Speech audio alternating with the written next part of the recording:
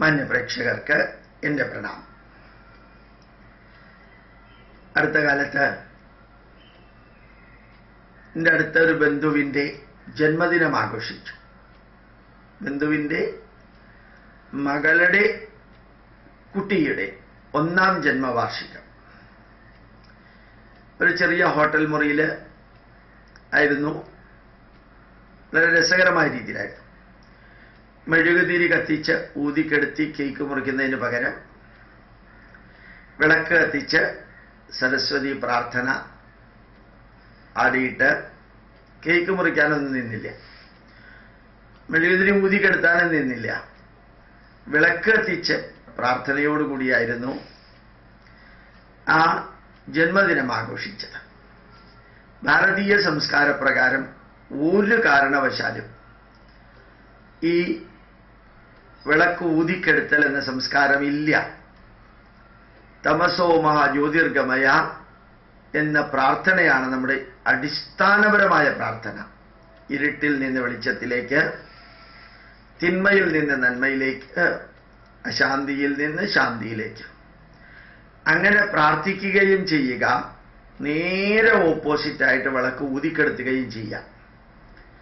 മാത്രമല്ല, കേക്ക് മുറിക്കുക എന്നുള്ളത് നമ്മളുടെ സംസ്കാരത്തിൻ്റെ ഭാഗമല്ല. അത് കേക്ക് എന്ന സമ്പ്രദായം തന്നെ പാശ്ചാത്യമാണ്. ഏതായാലും അതിനു പകരം വേറെ ഒന്നും മുറിക്കേണ്ട. എന്തിനാ മുറിക്കാൻ പോകുന്നത്? അവിടെ വെച്ചിട്ടുള്ള ഏത് ഭക്ഷണ പദാർത്ഥമാണോ വിളക്ക് കത്തിച്ചിട്ട് നിവേദ്യം പോലെ വെച്ചിരിക്കുന്നത്, അത് അതിൻ്റെ ഭാഗമായിട്ട് എന്തായാലും സ്വീറ്റോ ഏതായാലും അത് പീസായിട്ട് വെച്ചിരിക്കുന്നത് അത് ഡിസ്ട്രിബ്യൂട്ട് ചെയ്യുന്നൊരു സംവിധാനം ഉണ്ടാവണം. വിളക്കത്തിക്കുക, ആ വിളക്കിൻ്റെ മുമ്പിൽ ലഡുവോ ജിലേബിയോ മൈസൂർ പാക്കോ ഏത് സാധനമാണെങ്കിലും, പൈതൃകവുമായി ബന്ധപ്പെട്ടതാണെങ്കിൽ നന്നായി, അല്ലെങ്കിൽ ചോക്ലേറ്റോ, അത് കത്തിയെടുത്ത് മുറിക്കാതെ ഒരു തരത്തിൽ വിഭജിക്കലാണ്. കത്തിയെടുത്ത് മുറിക്കൽ, ഒരുമിച്ച് ചേർക്കലല്ല. അതുകൊണ്ട് വിഭജനം ഒഴിവാക്കി ആ വിളക്കിനെ നിവേദിച്ചു എന്നുള്ള രീതിയിൽ വരുത്തി, അല്ലെങ്കിൽ നിവേദിച്ച് ഒരു 1, 2, 3 ഗായത്രി മന്ത്രം ജപിച്ച് അത് വിതരണം ചെയ്യുന്ന വിധത്തിലായിരുന്നു യഥാർത്ഥത്തിൽ ആ ബർത്ത്ഡേ സെലിബ്രേറ്റ് ചെയ്തത്. എല്ലാവർക്കും വളരെയേറെ സന്തോഷം തോന്നി. എല്ലാവർക്കും അതൊരു മാതൃകയായിട്ട് തോന്നി എന്ന് അദ്ദേഹം പറയുകയും ചെയ്തു. നമ്മളും ദേശവിദേശങ്ങളിലുള്ള മലയാളികൾ ഇത് പ്രചരിപ്പിക്കണം. നമ്മുടെ സംസ്കാരത്തിൻ്റെ ഭാഗമല്ലാത്ത, ഒരർത്ഥവും വ്യാപ്തിയുമില്ലാത്ത, ശരിക്കും ഊതിക്കെടുത്തുമ്പോൾ ആ പ്രദേശത്ത് ഉണ്ടാകുന്ന പുക, അക്രോലീൻ എന്ന കാർസിനോജനിക് കോമ്പൗണ്ടിൻ്റെ പുക, അതൊരു ജന്മദിനത്തിൻ്റെ മംഗളകരമായ സന്ദർഭത്തിൽ ആ കാർസിനോജനിക്കായിട്ടുള്ള പുകയുണ്ടാക്കുന്ന വിധത്തിൽ ഊതിക്കെടുത്തുക. മാത്രമല്ല, ഊതുന്ന സമയത്ത് വായിലെ തുപ്പല് ഈ ഭക്ഷണ പദാർത്ഥത്തിൽ വീണൂടാ എന്നൊന്നുമില്ല. അത് മുമ്പിൽ വെച്ചിട്ടാ ഊതുന്നത്. വായിലെപ്പോഴും വെള്ളം വരാൻ സാധ്യതയുണ്ട്. ആ തുപ്പല് ഇതിലൂടെ മറ്റുള്ളവർക്ക് എത്തുക. ഇതൊന്നും നമ്മുടെ പൈതൃകത്തിൻ്റെയും ഭാഗമല്ല. സയന്റിഫിക്കലിയും തെറ്റാണ്, ലോജിക്കലിയും തെറ്റാണ്. അതുകൊണ്ട് നമുക്കൊരു പുതിയ സംസ്കാരം, എല്ലായിടത്തും വിളക്ക് കത്തിച്ച് മുമ്പിൽ നിവേദ്യം വെച്ച് സ്വീറ്റ് വെച്ച് അത് കത്തി ഉപയോഗിച്ച് മുറിക്കാതെ അത് നമുക്ക് എല്ലാവർക്കും പങ്കുവെച്ച് അത് ആദ്യം ആരുടെ വായിലേക്ക് വേണമെങ്കിലും കൊടുക്കുന്നമായി കൊടുക്കുക, ഷെയറിംഗ് ആയിട്ട് അങ്ങനെ ചെയ്യുന്ന ഒരു ആചാരത്തിലേക്ക് നമുക്ക് കടക്കാം. ഇത് ഞാൻ പറഞ്ഞത് മറ്റൊരു കാര്യവും കൂടി, തികച്ചും വ്യത്യസ്തമെന്ന് തോന്നാവുന്നൊരു കാര്യം കൂടി പറയാനാണ്. ഫെബ്രുവരി 14-ാം തീയതിയാണെന്ന് തോന്നുന്നു വാലന്റൈൻസ് ഡേ. അത് ചുംബിക്കാനും പരസ്പരം പബ്ബിൽ ചെന്നിട്ട് കെട്ടിപ്പിടിക്കാനും ഒരു തരത്തിൽ ശാരീരിക സ്പർശന സുഖത്തിനും എല്ലാത്തിനും വേണ്ടി ഉപയോഗിക്കുന്ന മദ്യപിക്കാനും പ്രേമത്തിൻ്റെ പേരിൽ കൂത്താരങ്ങാക്കി മാറ്റാനും ഒക്കെ സെയിന്റ് വാലന്റൈൻ എന്ന ഒരു വ്യക്തി പ്രേമം എന്ന ഒരു പ്രതിഭാസത്തെ, സെക്സ് ഉൾപ്പെടെയുള്ളതിനെ പ്രചരിപ്പിക്കാൻ സഹസ്രാബ്ദങ്ങൾക്കോ നൂറ്റാണ്ടുകൾക്കോ മുമ്പ് ശ്രമിച്ചതിന് രാജാവിൻ്റെ മകൾക്ക് പ്രേമലേഖനം കൊടുത്ത് അവസാനം രാജാവ് അയാളെ കൊന്ന ദിവസമാണ് ഈ വാലന്റൈൻസ് ഡേ. അത് കേരളത്തിലും ഭാരതത്തിലും ഒന്ന് ഉയർന്നു വന്നതാണ്. പക്ഷെ അതിനെതിരെ നമ്മളെല്ലാവരും ശബ്ദിച്ചു. കുറെ അധികം വ്യക്തികൾക്ക് അതിൻ്റെ അർത്ഥം മനസ്സിലായി. അതുകൊണ്ട് വാലന്റൈൻസ് ഡേ ഇപ്രാവശ്യം ഏതാണ്ട് പൂർണ്ണമായിട്ടും നിരാകരിച്ചപ്പോ ഈ നാടിന്റെ പൈതൃകത്തെ ഏറ്റവും അധികം നല്ല രീതിയിലൊക്കെ ബഹുമാനിക്കുന്ന കല്യാൺ ജുവല്ലേഴ്സും കല്യാൺ സാരീസും അവര് ഈ വാലന്റൈൻസ് ഡേ എന്ന വികൃതമായിട്ടുള്ള ഒരു പാശ്ചാത്യ ആചാരത്തെ ആത്മീയതയുമായിട്ട് പുലബന്ധം പോലും ഇല്ലാത്ത ഒരെണ്ണത്തിനെ പത്രമാധ്യമങ്ങളിലൂടെ വാലന്റൈൻസ് ഡേയുടെ അവാർഡ്, വാലന്റൈൻസ് ഡേയുടെ മത്സരം, വാലന്റൈൻസ് ഡേയിൽ ചെയ്തു കൂട്ടിയ എന്ന് പറഞ്ഞ് അത് നമ്മുടെ പൈതൃകവുമായിട്ട് വളരെയേറെ ബന്ധമുള്ള ഒരു കുടുംബത്തിൻ്റെ അസാധാരണ വികസനത്തിൻ്റെയും വികാസത്തിൻ്റെയും നല്ല ഇമേജ് പ്രതിഫലിപ്പിക്കുന്ന ഉജ്ജ്വലമായിട്ടുള്ള സ്ഥാപനങ്ങളുടെ പരമ്പര ഭാരതത്തിലും ഭാരതത്തിന് പുറത്തും വളർന്നു വരുമ്പോൾ ഇല്ലാത്ത, വേണ്ടാത്ത, അരുതാത്ത ഒന്നിനെ തിരിച്ചു കൊണ്ടുവരുന്ന ഒരു കാഴ്ച ഈ വാലന്റൈൻസ് ഡേയിലൂടെ കണ്ടു. അത് വേദനാജനകമായിട്ട് തോന്നി. അവരെ പോലെയുള്ളവരത് ചെയ്യരുതായിരുന്നു.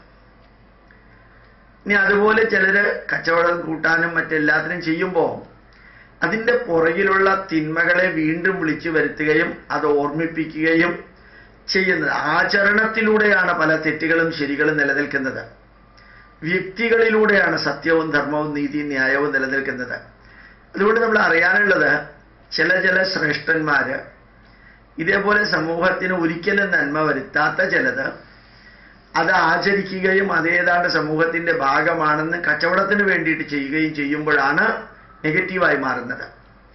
ഇതിൻ്റെ വേറൊരു രൂപമാണ് ആദ്യം ഞാൻ പറഞ്ഞ കടകൾ ഉദ്ഘാടനം ചെയ്യുമ്പോഴും ചില വിശേഷ ദിവസങ്ങളിലും ചില ആഘോഷവേളകളിലും വേണ്ട സ്ഥലത്തും വേണ്ടാത്ത സ്ഥലത്തും ഈ മെഴുകുതിരി കത്തിച്ച് വെച്ച് അത് ഊതിക്കെടുത്തി അവിടെയുള്ള കേക്ക് കട്ട് ചെയ്ത് ഏതാണ്ട് നമ്മുടെ പൈതൃകവുമായിട്ട് യോജിക്കാത്ത ഒന്ന് അവിടെ ചെയ്തു കൂട്ടുന്നതിന് പകരം നന്മകളിലേക്ക് ഒരു പ്രയാണം ചെയ്താൽ അത് എല്ലാ വിഭാഗക്കാരും പുനർവിചിന്തനം നടത്തിയിട്ട് ചെയ്യണം.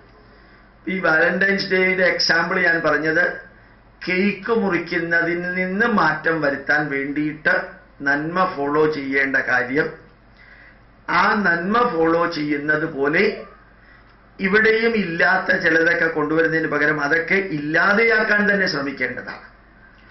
ഒരു വരി കൂടി ഇതിനിടയ്ക്ക് പറഞ്ഞേക്കാം. അടുത്ത കാലത്തെ പ്രഭാഷണത്തിന് പോകുമ്പോൾ ഒരു തട്ടുകടയിൽ നിന്ന് ചായ കുടിക്കാനായിട്ട് ഇറങ്ങിയപ്പോൾ തൊട്ടടുത്തുള്ള അമ്പലത്തിൽ നിന്ന് നിരന്തരമായിട്ടുള്ള ഒരു അനൗൺസ്മെൻ്റാണ്. ഇവിടെ 2 വയസ്സായിട്ടുള്ള ഒരു കുട്ടിയുടെ കാലിലെ സ്വർണ്ണ ചങ്ങല, ഏതോ സ്വർണത്തിൻ്റെ പാദസ്വരം, അത് നഷ്ടപ്പെട്ടു. അത് ലഭിക്കുന്നവരെ ഓഫീസിലെത്തിക്കണമെന്ന് ദൈവനാമത്തിൽ അഭ്യർത്ഥിക്കുന്നു. ദൈവനാമത്തിൽ അഭ്യർത്ഥിക്കുന്നു. എല്ലാം ദൈവനാമത്തിലാണ്. ഒരു കാര്യം ഉറപ്പാണ്, ദൈവനാമത്തിൽ അഭ്യർത്ഥിക്കുന്നു എന്നല്ല പറയേണ്ടത്, ഈശ്വര സ്മരണയിൽ അഭ്യർത്ഥിക്കുന്നു. ദൈവനാമം എന്ന് പറഞ്ഞു കഴിഞ്ഞാൽ എനിക്ക് ഉത്തരവാദിത്വമില്ല, ഈശ്വരന്റെ പേര് പറയുന്നു എന്നേ ഉള്ളൂ. ഈശ്വരനെ സ്മരിക്കുന്നു എന്നർത്ഥമില്ല ദൈവനാമത്തിൽ. ഇതിപ്പോ കൊല്ലം, തിരുവനന്തപുരത്തെ ഒരു ഭാഗം, പത്തനംതിട്ട, കോട്ടയം ജില്ലകളിലെ മുഴുവനും ഹൈന്ദവ ക്ഷേത്രങ്ങളില് ക്രൈസ്തവരനുഷ്ഠിക്കുന്ന പോലെ ദൈവനാമത്തിൽ. ഭാരതത്തിൽ ഈശ്വര സ്മരണയിൽ നിന്നാണ്. ഈശ്വര സ്മരണയും ദൈവനാമവും വ്യത്യാസമുണ്ട്. കോടതിയിൽ ചെന്ന് സത്യപ്രതിജ്ഞ ചെയ്യുമ്പോൾ ഭഗവത്ഗീതയുടെ പേരിൽ സത്യപ്രതിജ്ഞ ചെയ്യുന്നു എന്ന് പറയുന്നത് തെറ്റാണ്. ഭഗവത്ഗീത ഗ്രന്ഥം തൊട്ട് സത്യപ്രതിജ്ഞ ചെയ്തു എന്ന് പറയുമ്പോൾ ആ ഗ്രന്ഥത്തിലെ സത്യം, ധർമ്മം, നീതി, ന്യായത്തെ ഞാൻ അനുശാസിക്കുന്നു. ഭരണഘടനയുടെ പേരിലല്ല സത്യപ്രതിജ്ഞ ചെയ്യേണ്ട, ഭരണഘടന ഗ്രന്ഥത്തിൽ സ്പർശിച്ചുകൊണ്ടാണ്. ഇത് രണ്ടും തമ്മിലുള്ള വ്യത്യാസം. സ്പിരിറ്റ് ഉൾക്കൊള്ളുന്നതാണ് ഈശ്വര സ്മരണയിൽ, സ്പിരിറ്റ് ഉൾക്കൊള്ളാത്തതാണ് ദൈവനാമത്തിൽ. ഒരു പേര് എന്ന് പറയുന്നത് കൊണ്ട് അത് ഈശ്വര ചൈതന്യമാവണമെന്നില്ല. ആത്മാർത്ഥമായും ഭക്തിയോടുകൂടിയും നാമം ജപിക്കുമ്പോഴാണ് നാമജപമാവുന്നത്. ഭക്തിയോടുകൂടിയിട്ട് മന്ത്രം ജപിക്കുമ്പോഴാണ് അത് മന്ത്രജപമാവുന്നത്. അല്ലെങ്കിൽ വെറും വായനയാണത്, വെറും വരികൾ സംസാരിക്കുന്ന പോലെയുള്ള വാക്കുകൾ ഉപയോഗിക്കുന്നു, അത്രയേ ഉള്ളൂ. നമ്മൾ ഒരാളോട് ചെന്ന് കാര്യങ്ങൾ ഇൻഫോം ചെയ്യുകയും ഇൻവൈറ്റ് ചെയ്യുകയും വ്യത്യാസമുണ്ട്. ഇൻഫർമേഷനും ഇൻവിറ്റേഷനും വ്യത്യാസമുണ്ട്. അതുപോലെയാണ് ഇൻഫോമിംഗ് ആണ് തുല്യമാണ് ദൈവനാമത്തിൽ പറയുന്നു. ദൈവനാമത്തിൽ പറയുമ്പോഴത്തേക്കും എൻ്റെ മനസ്സും ശരീരവും എൻ്റെ ചിന്തകളും വീക്ഷണവും വാക്കുകളും ഒന്നും ഈശ്വരനോട് കടപ്പാടില്ല, ആ പേരിനോടെ കടപ്പാടുള്ളൂ. അതേസമയത്ത് ഈശ്വര സ്മരണയിൽ അതും പറയേണ്ട കാര്യമില്ല. കാലിലെ പാദസരം പോയത് എന്തിനാ? ഈശ്വര സ്മരണയും ഈശ്വരനാമവും ഒക്കെ വേണ്ടതും വേണ്ടാത്തയിടത്തൊക്കെ എഴുന്നള്ളിക്കുന്നത് ഭക്തി ഉണ്ടെന്ന് വരുത്തി തീർക്കാനായിട്ട്. ഇപ്പൊ 3 കാര്യങ്ങൾ ഞാൻ പറഞ്ഞത്. 1, കേക്ക് മുറിക്കുന്നതിനെ കുറിച്ച്. 2, ശുദ്ധ ആഭാസമായിട്ടുള്ള വാലന്റൈൻസ് ഡേയെ കുറിച്ച്. 3, വേണ്ടതിനും വേണ്ടാത്തതിനും വികൃതമായിട്ട് ഉപയോഗിക്കുന്ന ചില വാക്കുകളെ കുറിച്ച്. ഇത് സംസ്കാര സമ്പന്നതയുടെയും ആത്മീയതയുടെയും മൂല്യാധിഷ്ഠിതമായിട്ടുള്ള വീക്ഷണങ്ങളുടെയും എല്ലാം ഭാഗമാണെന്ന് ധരിക്കുന്നത് അതിനേക്കാൾ വികൃതവും നീചവുമാണെന്ന് കൂടി ഓർമ്മിപ്പിക്കുന്നു. പ്രണാമം, നമസ്കാരം.